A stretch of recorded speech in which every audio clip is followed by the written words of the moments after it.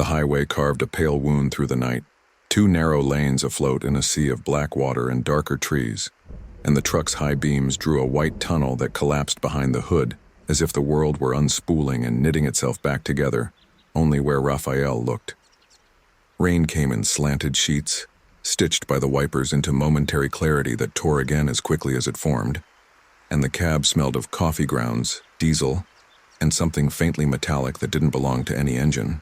The clock on the dash had refused to hold steady since the last town.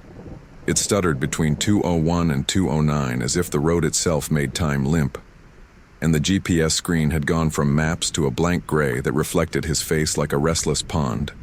All eyes and shadows and the damp edge of a beard he hadn't meant to grow. He drove with both hands high on the wheel, fingers cold in spite of the heater's roar, because somewhere behind him, beyond the thin wall of the sleeper, the refrigerated trailer hummed a note too deep to call a sound.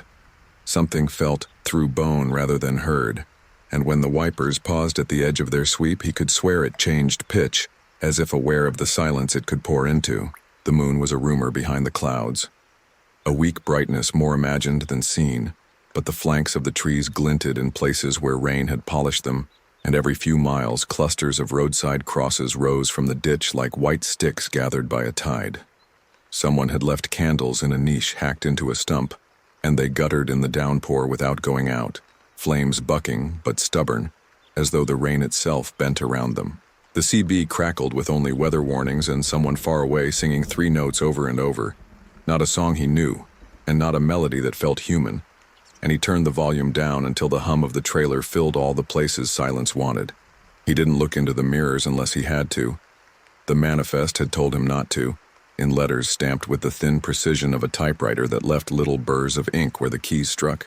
"Do not use mirrors after kilometer marker 137, it said, and below that, deliver between 2:03 and 2:13. Do not stop for any reason prior to arrival. Do not open the trailer. Do not converse with the attendant. Keep headlights off within the gate. Count to 40 before exiting the cab." He had laughed when he'd first read it in the fluorescent hum of the loading bay, shoulders aching from a long day and the coffee too bitter to swallow without making a face. But laughter does strange things when the road is black and the world is listening. He folded the paper and slid it under the dash and pretended he hadn't seen the last line, because jokes printed in that same machine-stiff ink didn't feel like jokes at all. If you hear your name, it is not us. The rain thickened and thinned like breath. Kilometer marker 136 slid past, thin green numerals ghosting in the headlight's cone. At 137, the truck rolled over something that wasn't there. No bump on the asphalt, no plank, no fallen branch, and the steering wheel pulled as if in slow water. Rafael kept his hand steady and didn't look left, didn't let his eyes flick to the mirror that always showed the white line tracking like a heartbeat along the trailer's edge. He checked the speed instead, held it at the unnatural calm of 50 and told himself he didn't need the mirror because there was no one out here but trees and water and a sky that wanted to push the earth flat. The hum behind him climbed a fraction, settled again. The heater coughed. Something tapped once in the sleeper like a coin falling, just light enough to pretend he had imagined it, just loud enough that if he had a passenger they would have asked, "Did you hear that?" The turn didn't exist on any map he knew. The instructions had drawn it in a child's hand with strictness pressed into every curve, arrowed off the main road toward a blacker darkness beyond the black line of trees. "Unmarked gate," the foreman had said, voice too casual. "Can't miss it if you go at the right time." He had meant to ask what happened if he went at the wrong time, but the question had dried out in his mouth under the bay's buzzing lights. Now the truck's beams showed a breach in the tree line where no road should have been, 2 posts darker than night itself, and between them a chain that sagged in elegant resignation. Something hung from the center of the chain. A bell, maybe, or a ring of iron shaped like one, wet with rain and gleaming as if oiled. The road that ran beyond was packed. Dirt turned to clay. Twin ribbons of slush shimmering like the runnels of a glacier, and the trees leaned over the lane with the intimacy of old conspirators. He clicked the blinker out of habit he didn't admit to, watched the green arrow flash on the dash like a heartbeat he could control, and turned the wheel. The tires sighed into the mud with a softness that should have meant mercy and didn't. The chain lifted on its own, swaying with a sound that might have been wind and might have been a sigh. As the cab nosed under the posts, a breath of cold moved through the truck from the pedals to the sleeping berth, a river of air carrying a sweetness he knew only from hospitals and funeral homes. Not flowers, but the ghost of them. Not bleach, but the acid clean that follows it. He shut the headlights off because the paper said to, and the world rebuked him with perfect dark. Only his parking lamps glowed like the eyes of small animals. When he glanced, just once, at the mirror to check the trailer's line, his reflection lagged half a blink behind. He saw his mouth close after he'd closed it, saw the wiper cross the glass and smear a rain arc there, and then saw it do so again, just a fraction later. He told himself the angle had changed. He told himself the mirror needed tightening. He told himself many things while his hands stayed exactly where they were on the wheel, knuckles pale as teeth. Behind him, something knocked twice on the inside of the trailer wall with a patience that didn't feel like anger. He thought of how cold it must be in there, how the reefer's compressors still sang the low song of their endless work, and how ice can make anything expand and groan when it wants to be other than what it is. The lane curved around a stand of cypress that rose like columns in a drowned cathedral. Water pooled in a long, narrow mirror to the right, and in it the truck was a ghost fleeing itself, orange markers swimming in a frame of black.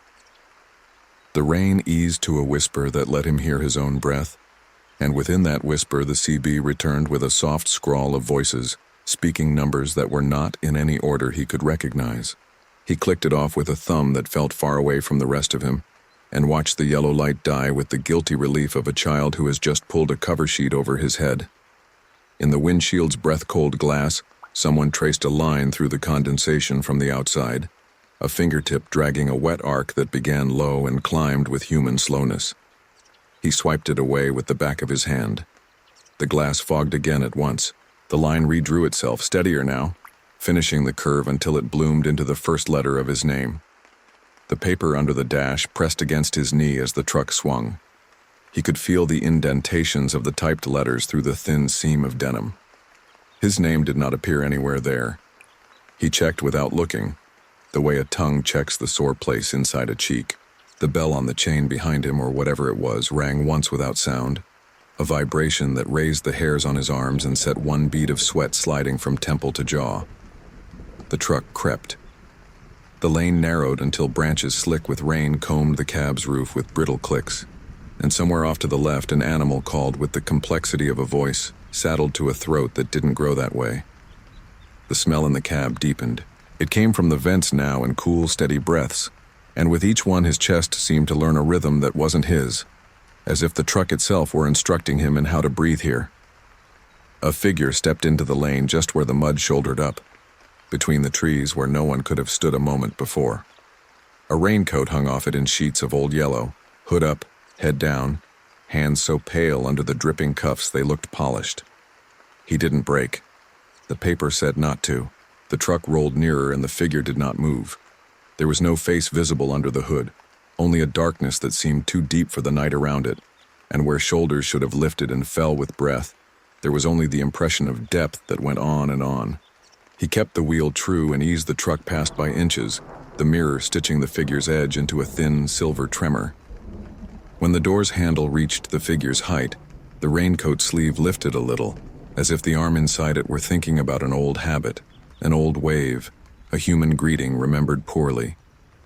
He kept his eyes on the lane, and did not name what prickled at the back of his neck, because names stick to things and make them heavier. The gate closed behind him with a breath that touched the back of his head the way a whisper does when someone wants to tell you something they're not sure you want to hear. The hum in the trailer quieted until his ears hurt with the absence of it, and only the engine's low labor remained, a heartbeat trying not to draw attention to itself. Ahead, beyond a last bend where the trees withdrew and the sky lifted by a shade, lights showed, no higher than a man's chest, a scatter of lanterns beneath eaves so low the rain carved threads off their edges, a shape of a building that had crouched there long enough to accept the wet and the rot as parts of its own gravity. He downshifted and the cab leaned forward like an animal preparing to kneel. The dash clock chose 2:06 and held to it, brave as a child deciding on a lie. He let the truck idle and sat with his hands still where the road had taught them to stay. The parking lamps textured the rain into beads that rolled and fell in glissandos down the hood. Somewhere under the engine's patient iron, a drop of water struck something hot and hissed. He could see the outline of a loading bay, canopied by dark sheets of plastic that fluttered as if something behind them breathed out and drew in. A figure was there, perhaps the same yellow as the one on the lane and perhaps another altogether. Standing so still the rain didn't seem to notice it. The paper said to count to 40 before exiting.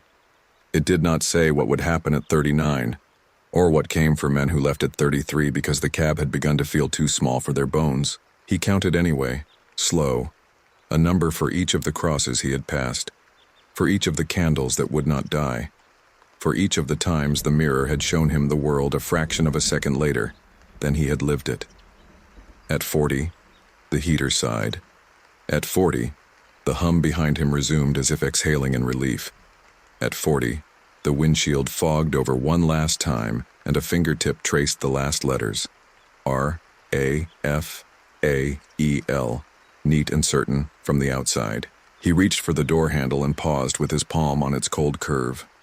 In the pause he heard the CB wake all on its own and whisper one word with a voice that sounded like tires on wet gravel. He had been told not to answer. He had been told to keep his eyes forward. He sat with the rain and the engine and the humming cold that lived behind him, and tried to remember if he had ever heard his own name said by a place rather than a person. Then, very softly, from the other side of the door where the rain sheeted and the night measured itself in breaths, something knocked twice on the cab, as if it knew the code that locked or unlocked men. He had 40 rules and one key in his hand. What exactly was waiting for him beyond that hanging plastic? And which of the two, what he'd brought or what had called him by name, was he really here to deliver? Rafael had been driving trucks for nearly 15 years, a man more familiar with the hum of engines and the endless ribbon of asphalt than with the voices of neighbors or the laughter of friends. His world had always been measured in miles and fuel gauges, his diary written in logbooks, his stories carried in scars from long nights on the road. Born in a quiet rural town in the south, he had grown up watching his father disappear every week in a similar truck, only to return with tired eyes and the smell of diesel clinging to his clothes.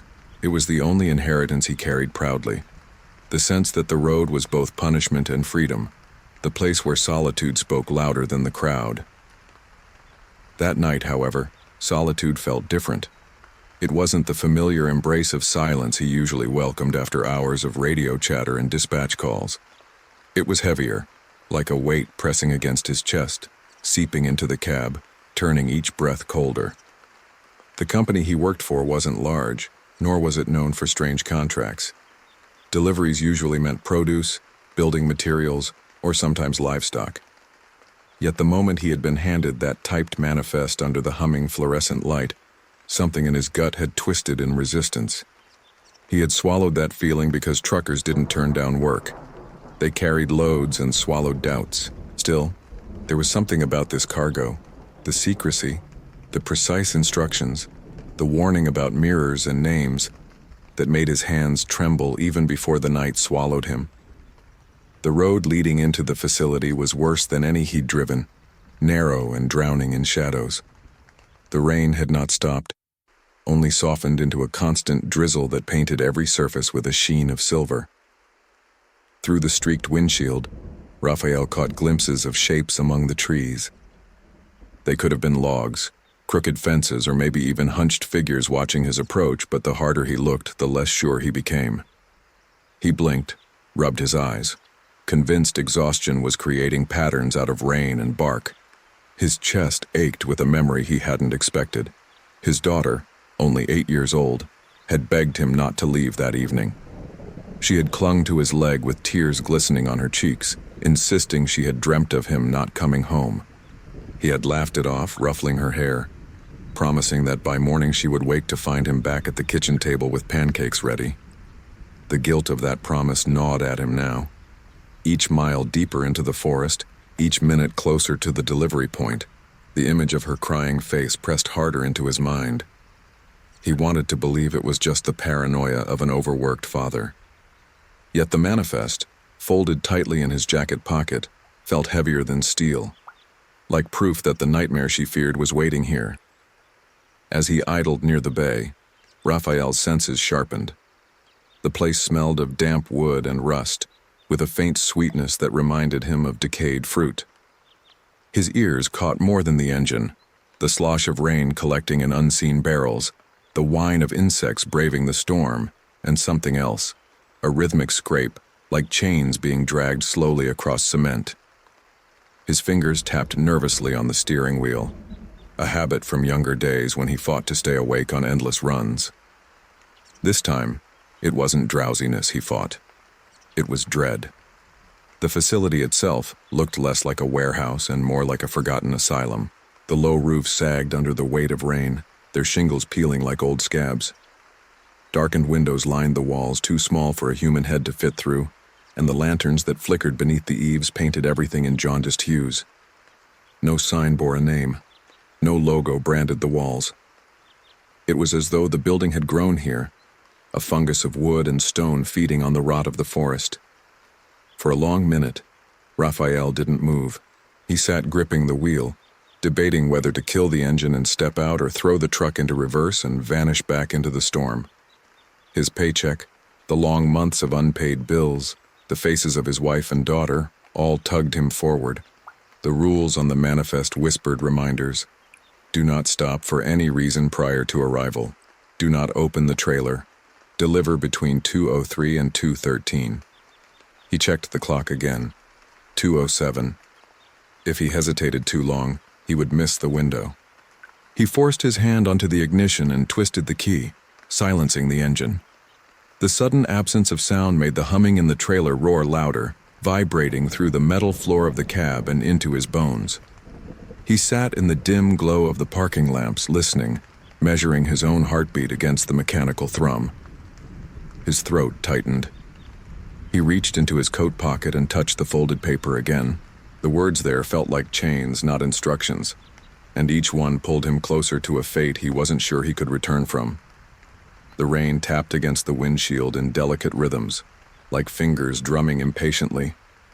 Somewhere beyond the plastic sheets of the bay, something shifted, as though it had been waiting for him all along.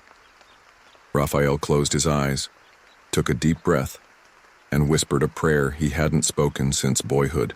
When he opened them again, the figure under the canopy had moved closer, its shape more distinct in the lantern glow.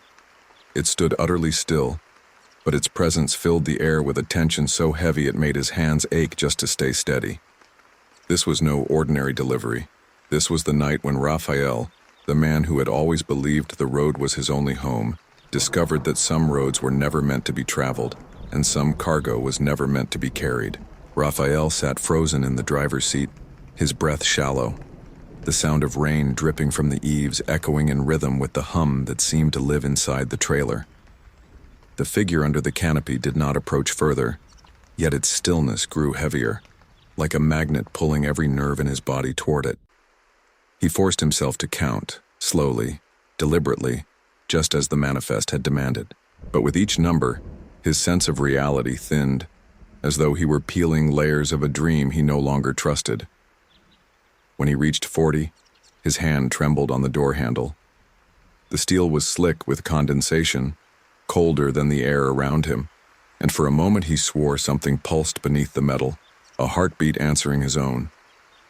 He pushed the door open, and the night rushed in, wet, sour, filled with a wind that whispered through the trees like a chorus of unseen mouths.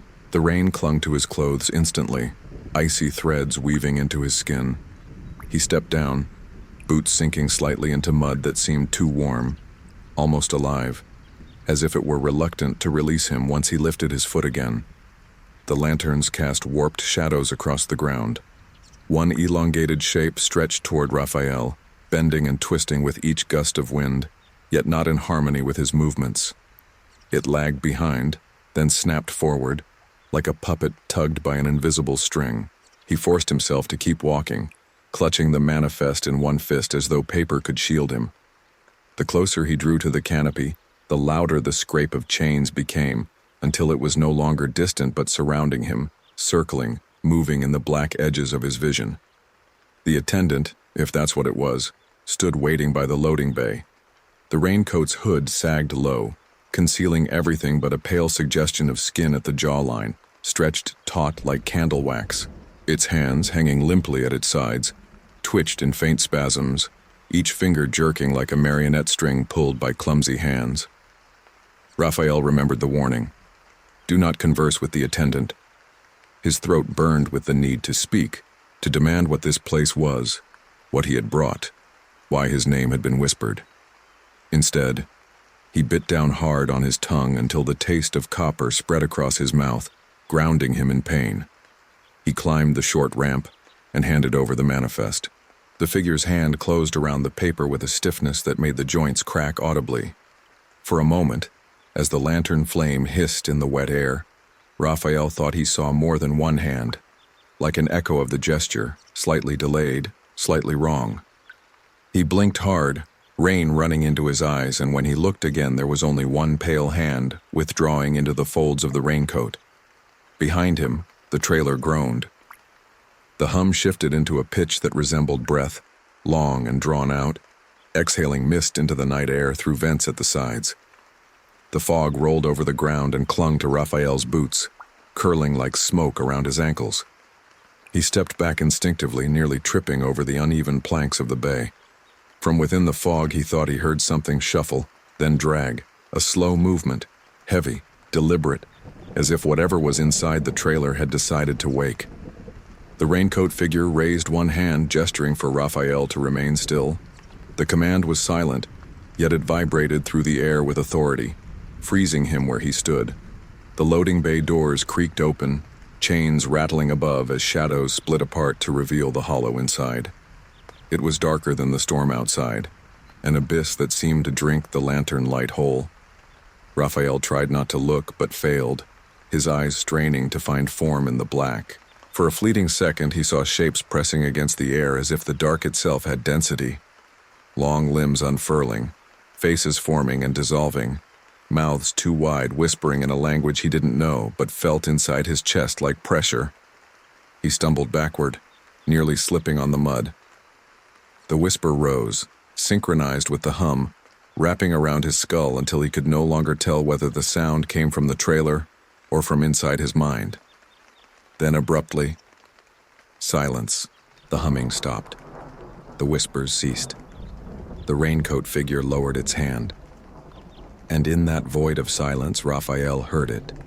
2 knocks on the trailer wall, patient and deliberate.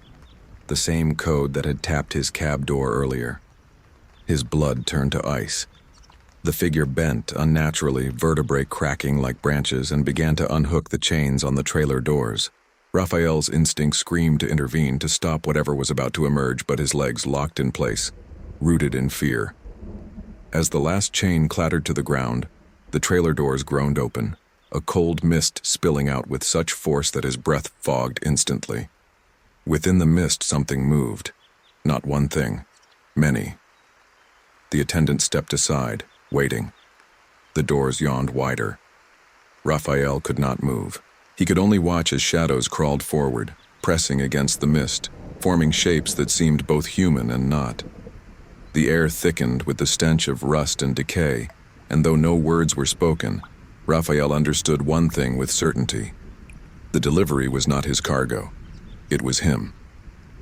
The mist poured from the trailer like breath from a dying beast, swallowing the lantern glow until Rafael felt as though he were standing on the edge of an ocean made entirely of shadows.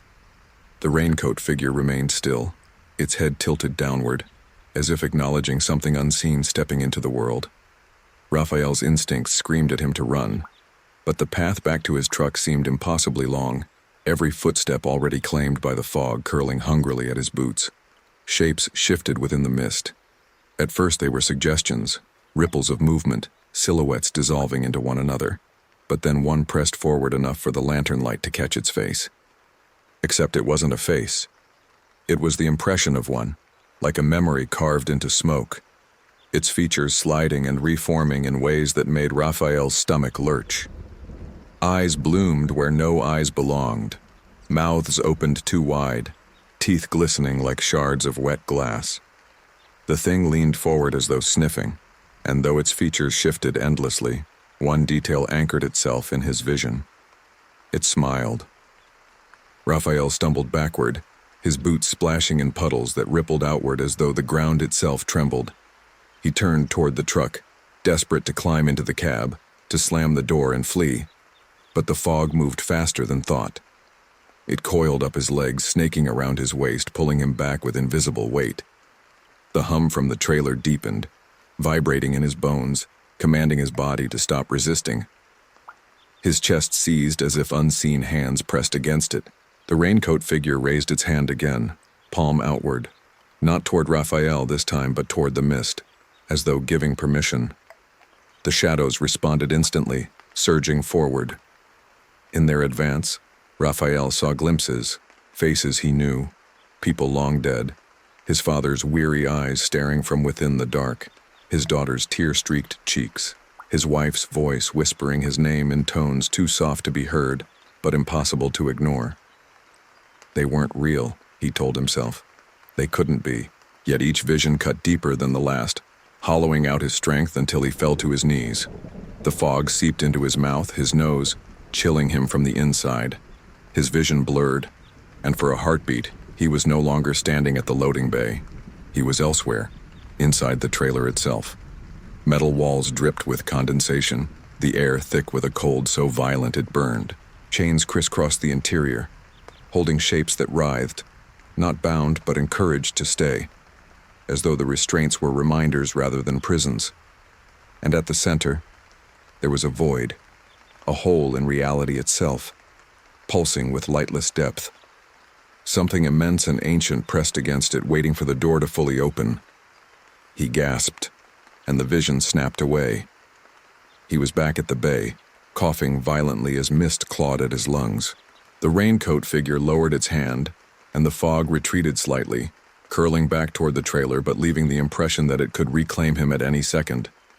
The message was clear. Escape was impossible. He was already chosen, already marked. Rafael staggered to his feet, his knees buckling under the weight of dread. He thought of his daughter again, the way she had clung to him, her dream of him not returning. Maybe it hadn't been a dream at all. Maybe children sensed truths adults buried. His heart twisted with the realization that he might never see her again, and worse, that if he failed to resist, whatever claimed him tonight might carry her face forever, mocking him from within the dark. The bay doors rattled violently, chains clanging as the mist surged outward once more. The raincoat figure stepped aside completely now, its role fulfilled, leaving Rafael directly in the path of whatever was emerging. His options collapsed into nothing. He could not run, could not fight, could not hide. All that remained was the certainty that the road had ended here, at a place not marked on any map, in a delivery meant not for him to complete, but for him to become. The void inside the trailer pulsed again, and with it the mist coiled tighter around his legs, lifting him slightly off the ground. His scream tore into the night but was devoured instantly, as though the forest itself conspired to silence him. His fingernails scraped against the wet planks of the bay, desperate for purchase, but every attempt only drew him closer to the yawning dark. This was the point no trucker could turn back from, the mile marker beyond all return. Rafael realized the truth with brutal clarity. He had not been delivering cargo. He was the delivery, and something inside that trailer had been waiting a very long time to collect. The mist tightened around Rafael like 1,000 invisible ropes, lifting him until his boots scraped free of the mud. His arms flailed against nothing, fingers clawing only air, and the cold seared his lungs as if he were drowning in ice water. His scream was muffled, swallowed whole before it could escape, and in the silence he heard only the low thrum of the trailer, now transformed into a chant, an endless chorus without words, but filled with intent. The bay doors yawned wider, chains snapping loose and clattering against steel, and from within the void surged movement. Something vast and serpentine, limbs unfurling in grotesque elegance. It didn't have one body, or even one shape. It folded and unfolded into forms he recognized and forms no human mind could endure. One moment it resembled a man with arms too long to be natural, fingers dragging along the planks like knives.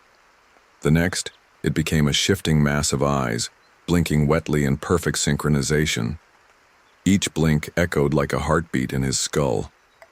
The raincoat figure bowed as though welcoming royalty, and then stepped backward into the mist until it vanished. Rafael hung suspended, his body trembling, his mind fragmenting under the weight of the thing that now leaned toward him. Its smell hit him first. Damp soil, rusted iron, and something sweetly rotten like fruit left too long in the sun. His stomach lurched, bile burning his throat, but the creature's attention never wavered. It whispered his name. Not with a mouth, not with a voice, but with every surface of the night. The trees echoed it, the puddles rippled it, the very air around him bent with it. Rafael. The syllables slid through him, stripping his resolve, unmaking his will. He thrashed harder, desperate to resist, and that only seemed to amuse the darkness. The mist tightened until stars sparked in his vision. Through the suffocating fog, he glimpsed faces forming again. His father, his wife, his daughter, this time clearer, sharper. His little girl reached for him, her small hand trembling as she mouthed the words, "Come back." The sight cracked something in him. He roared, forcing air from his chest even as the fog fought to claim it. And in that roar he found the last scraps of defiance. His hand brushed the steel of his belt buckle, and he grasped it like a lifeline. With a surge of primal strength, he wrenched it free, the metal edge catching light from the lanterns. The creature recoiled slightly, not from the weapon itself, but from his intent, the spark of resistance. Rafael slashed wildly, the belt buckle tearing through the mist. The fog shrieked, a sound that pierced his skull and made his teeth chatter, but for an instant its grip loosened. He crashed back to the planks, knees buckling, air tearing into his lungs like fire. The creature's form shifted violently, collapsing into itself and then expanding outward, blotting out the lanterns with its enormity. Every shadow stretched, every surface trembled. It was no longer just emerging. It was stepping fully into the world, and Rafael knew he had only moments before it consumed everything. The ground shook as its limbs, or tendrils, or whatever shapes it chose, slammed against the earth with deafening weight. Rafael scrambled toward the truck, boots slipping in the mud, heart hammering so loudly it drowned even the creature's roar. Behind him, the bay shattered under the thing's bulk, wood splintering like brittle bones. The forest shook, trees bending as though bowing unwillingly to the arrival. The mist surged again, reaching for his legs, his arms, his throat, but he lunged desperately for the cab's handle, fingers numb and bloodied. He hauled himself inside, slamming the door shut just as the first tendril struck the side of the trailer, denting the steel outward with a screech. The truck rocked under the impact, windows rattling, bolts straining. He jammed the key into the ignition, twisting hard, praying the engine would answer. For one agonizing second it coughed but didn't start. Another tendril slammed into the windshield, spider-webbing the glass. He twisted again, screaming, and the engine roared to life. The headlights burst on, cutting through the mist in violent beams. The creature recoiled, shadows writhing as though scorched by the light.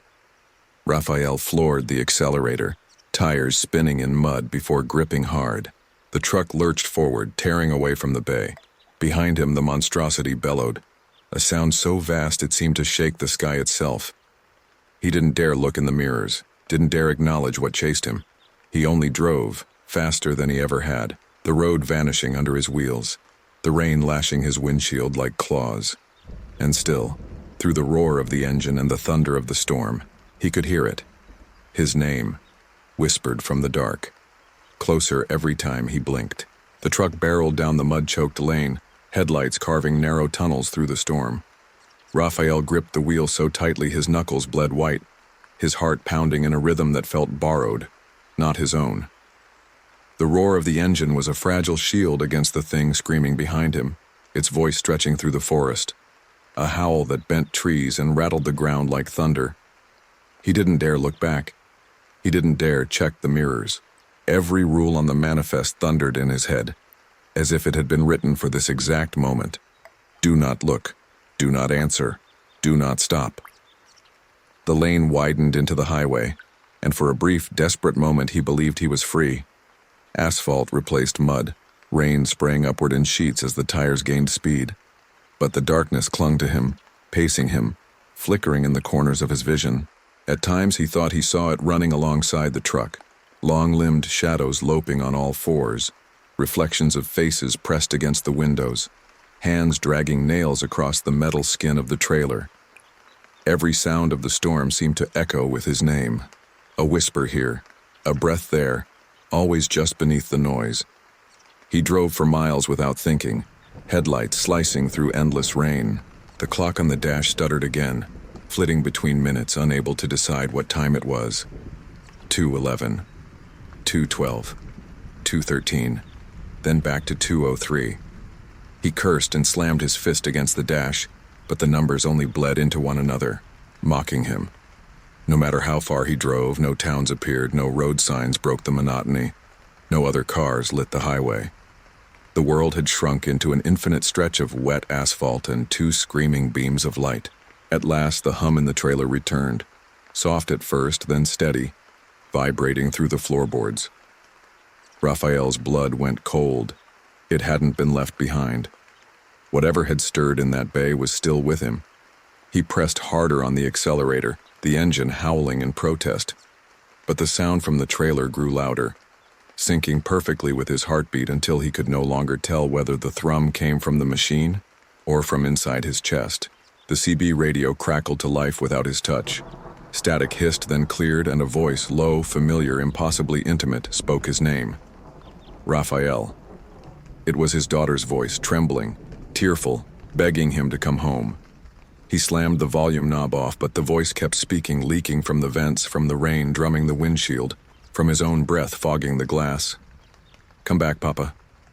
Don't leave me. Tears blurred his vision. His hands shook. He wanted to scream, to tear open the door and throw himself into the storm, but some deeper instinct chained him to the seat. He knew what the voice wanted. He knew if he answered, if he spoke even a single word back, it would have him completely. Up ahead, the darkness shifted. Twin lanterns glowed faintly at the roadside, just like the ones at the bay, their jaundiced light swaying in the wind. Between them, the outline of a gate shimmered into existence where the highway should have stretched endlessly forward. The posts rose impossibly tall, blacker than the night, their chains sagging with the weight of something unseen. Rafael slammed the brakes, tires screaming, the truck fishtailing on wet pavement. He tried to veer away, but the road bent of its own accord, guiding him straight into the waiting gate. The chain lifted. The bell rang once without sound. The truck rolled forward. Rafael's scream tore from his throat, but no one heard it. Not the storm, not the world, not even himself. The gate swallowed the headlights whole, and in their last flare he glimpsed the trailer's mirror reflection alongside him, just a half-second delayed. In that reflection, his seat was empty. The road behind the truck was quiet once more. Only the rain fell, washing the asphalt clean. No headlights returned. No driver came home. And in a small house far away, a little girl woke screaming her father's name, certain she had just heard a knock at her window.